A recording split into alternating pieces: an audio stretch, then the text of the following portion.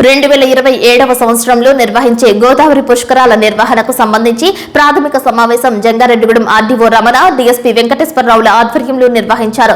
వివిధ శాఖల డివిజన్ స్థాయి అధికారులతో ఆర్డీఓ కార్యాలయం నందు సమావేశం ఏర్పాటు చేశారు. పోలవరం 35, వేలేరుపాడు 5, కుకునూరు 3 గార్డ్స్ ను ఏర్పాటు చేసేందుకు నిర్ణయం తీసుకున్నట్లు తెలిపారు.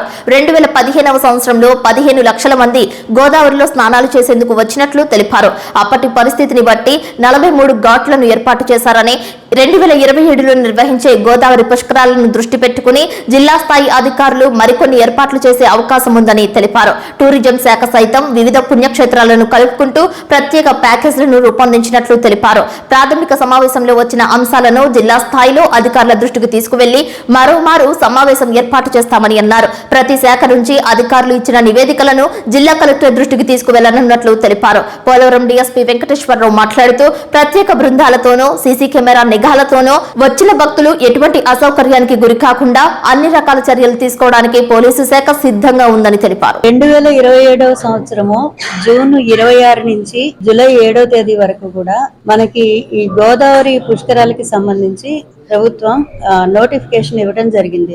ఆ సందర్భంలో మనం ఇప్పటి నుంచే ప్రిపేర్నెస్ అన్నమాట. ఈ రోడ్స్ గానీ, ఈ ఘాట్స్ అన్ని, ఈ టూరిజం వాళ్ళ నుంచి ఈ టూరిజం సర్క్యూట్ ప్లాన్ ఒకటి ఉంటది వాళ్ళకి. అట్లా ఏమి రోజుకి ఎన్ని దాంట్లో టూరిజం సర్క్యూట్ దీంట్లో కూడా ఎన్ని రకాల టూర్ ప్లాన్స్ పెడుతున్నారు, ఇట్లా ఈ విషయాలన్నీ చర్చించుకోవడానికి అన్ని లైన్ డిపార్ట్మెంట్స్ తో కూడా డివిజన్ లెవెల్లో మీటింగ్ కండక్ట్ చేయడం జరిగింది. దీనికి సంబంధించి లాస్ట్ ఇయర్ కి లాస్ట్ టైం 2015లో పుష్కరాలకి ఇప్పటికి వాళ్ళు ఏమైనా పెంచుకునే ఉన్నా, ఈ ఘాట్స్ కానీ రోడ్స్ ఇవి కానీ పెంచే ఉంటే అవి, లేదా అవి సరిపోతుంది అనుకున్నవి సేమ్ అదే ప్లాన్ లో వెళ్లే కొన్ని డిపార్ట్మెంట్స్, ఈ రకంగా మేము అందరూ చర్చించుకున్నాము. ప్రిలిమినరీ అన్నమాట ఇది.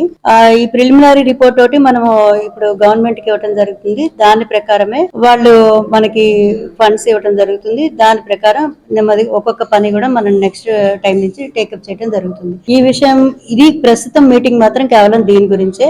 నెక్స్ట్ ఇంకా ఆ ప్రిపేర్నెస్ పెరగడము, ఆ తర్వాత ఫైనల్ గా రావడం అదంతా నెక్స్ట్ జరుగుతుంది. ఇంకా టైం ఉంటుంది కాబట్టి ఈ మీటింగ్ లో మాత్రం ప్రతి డిపార్ట్మెంట్ వాళ్ళకి సంబంధించి వాళ్ళ చేసుకున్న ఎస్టిమేషన్స్ అవి ఇచ్చారు. ఇవి కలెక్టర్ గారికి కూడా పంపించడం జరుగుతుంది. అదే విధంగా పోలీస్ డిపార్ట్మెంట్ నుంచి కూడా వాళ్ళ ప్రిపేర్నెస్ ఏ రకంగా ఉండబోతుంది అనేది మన డిఎస్పీ గారు కూడా చెప్తారు.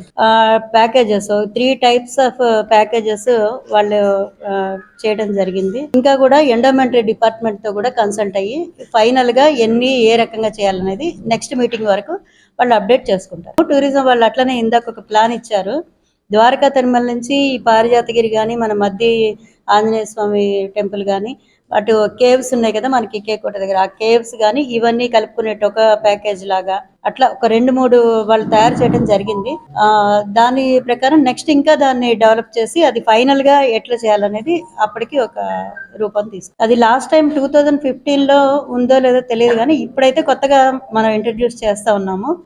డైలీ ఒక్కొక్క tour 3-4 types of tour packages పెడుతున్నాం. ఇంక్లూడింగ్ గుబ్బల మంగమ్మ టెంపుల్ ఉంది, అటు సైడ్ కొన్ని ఉంటాయి, ఆ టెంపుల్స్ అట్లా సైడ్ నుంచి వెళ్లేవి కొన్ని, ఇట్లా ఒక 2-3 అట్లా ప్లాన్ చేశారు. ఫైనల్ గా మళ్ళీ నెక్స్ట్ టైం పోలవరం 35, కుక్కునూరు 3, వేలేరుపాడు 5, మొత్తం 43 ఘాట్స్. ఇప్పటికి అంచనా 15 లక్షల మంది లాస్ట్ 2015లో రావడం జరిగింది. 15 లక్షల మంది వరకు. ఇప్పుడు ఎస్టిమేషన్ అనేది ఇంకా అంచనాలు ఆ స్టేజ్ వరకు రాలేదు. మనం ప్రస్తుతం అయితే ఇది 15 లక్షలకి వాళ్ళు ఆ బార్ ఎంత పెట్టుకున్నారో, ఇరిగేషన్ వాళ్ళు ఆందీలో ఇవే ఉన్నారు, వాళ్ళు వచ్చినాక అది కూడా మనం యాడ్ చేసి చెప్పడం జరుగుతుంది. మినిమం అయితే 15 లక్షలకి ఎస్టిమేషన్ వేసుకొని చేశారు.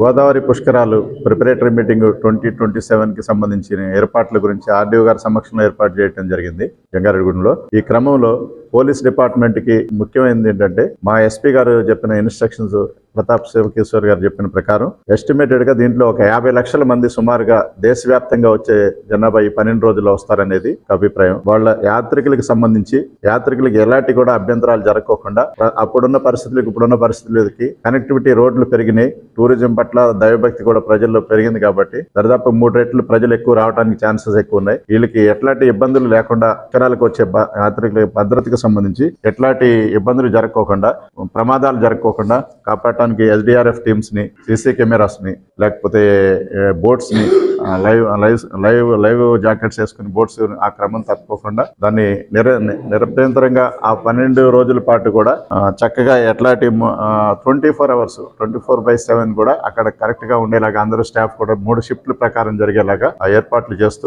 ప్రయాణికుల భద్రతే లక్ష్యంగా తీసుకొని వాళ్ళకి కావాల్సిన ఏర్పాట్లలో ఎలాంటిది కూడా ఇబ్బంది జరగకుండా ఉండడం అనేది గవర్నమెంట్ లక్ష్యం కాబట్టి, దేశవ్యాప్తంగా జరిగే కార్యక్రమం కాబట్టి దీంట్లో ఏం జరిగినా గానీ ప్రభుత్వం మీద ఆ మచ్చ రాకుండా ఉండడం కోసం అని చెప్పేసి కావాల్సిన ఏర్పాట్లని చేయడం జరుగుతుంది. దీనికి అన్ని విధాలుగా కూడా అన్ని డిపార్ట్మెంట్స్ సహకరించి అందరూ కూడా స్వచ్ఛందంగా ఈ విధంగా చేయాలి అని మందే అనుకొని ఆ పాత్ర పోషిస్తే డిపార్ట్మెంట్ కి చెడ్డ పేరు రాకుండా ఉంటుంది అని చెప్పేసి మేడం గారు చెప్పిన దాన్ని బట్టి అందరూ కూడా దీంట్లో పనిచేయాలని చెప్పి నిర్ణయించుకున్నాం.